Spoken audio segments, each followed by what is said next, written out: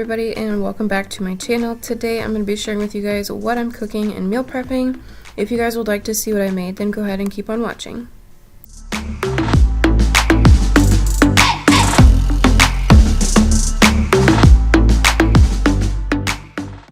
So I started by cutting up some oranges. I'm going to start making some fresh orange juice.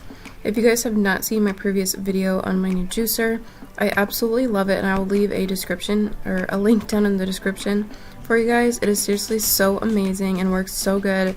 It's actually an ice cream maker as well, so you guys can make ice cream, and it's just seriously one of my favorite gadgets I've ever owned, so definitely check it out if you guys are interested.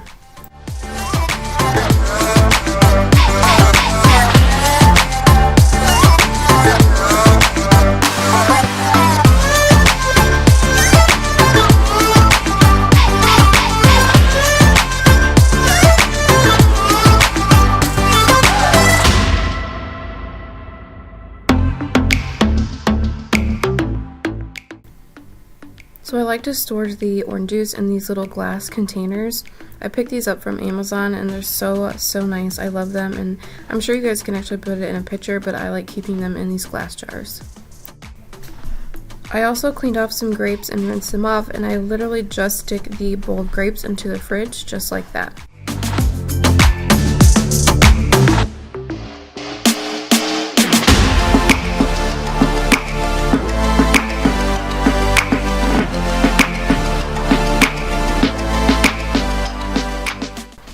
So I decided to go ahead and make some energy bites. The ingredients are so simple. It's kind of hard to find simple ingredients that you can use for these. I was looking up some recipes on Pinterest, and I ended up finding one that I liked, but I modified it to my liking. So all I did was use oatmeal, peanut butter, light syrup, 2 tablespoons, some chia seeds that I just eyeballed, and then I used some vanilla extract and just some regular chocolate chips. I'm sure you guys can use sugar-free chocolate chips or dark chocolate chips if you would like to, just to make it a little more healthier.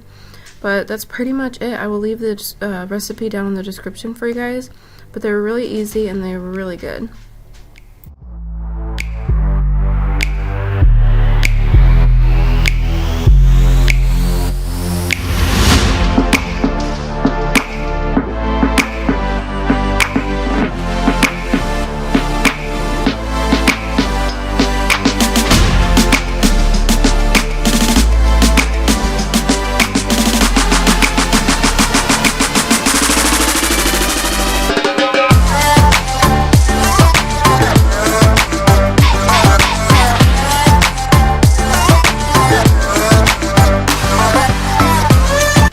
So here I'm just making spaghetti squash. This is actually a new way of me making spaghetti squash. Usually I put it in the oven, but I didn't put it with water. So I learned when you put the water underneath the spaghetti squash, it actually helps to kind of steam your spaghetti squash, and it's so mind-blowing.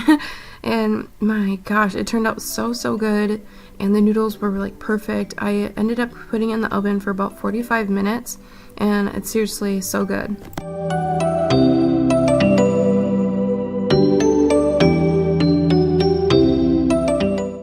So for the broccoli, I drizzled some olive oil on top, and I have this giant thing of pink Himalayan salt that's really good to have on hand. I picked this up from Costco a while back. Then I also used a garlic and herb from Mrs. Dash. This is a salt-free seasoning, and yeah, that's pretty much it that I did with the broccoli, and it turned out really yummy.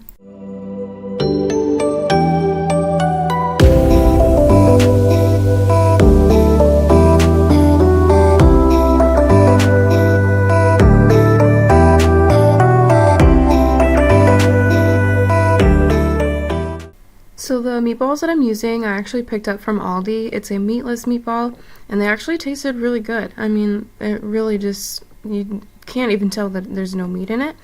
And I really like them. I just paired it with some Prego sauce, and that's it.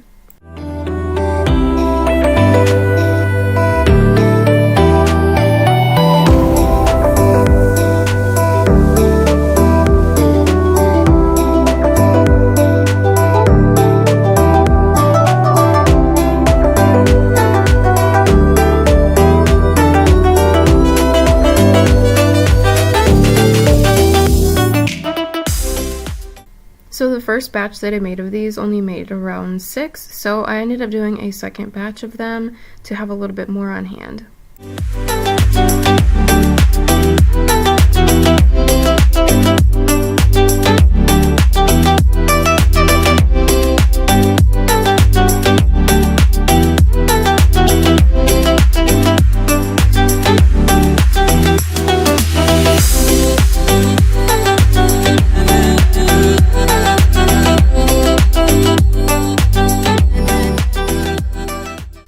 And that's pretty much it for my spaghetti squash. If you guys did this in a different recipe and you didn't really have a sauce, you guys could easily put butter with like Parmesan or different type of seasonings with your spaghetti squash to flavor it up some, but I felt like the meatballs and the sauce were flavorful enough to where I just didn't really need to do anything else with the spaghetti squash.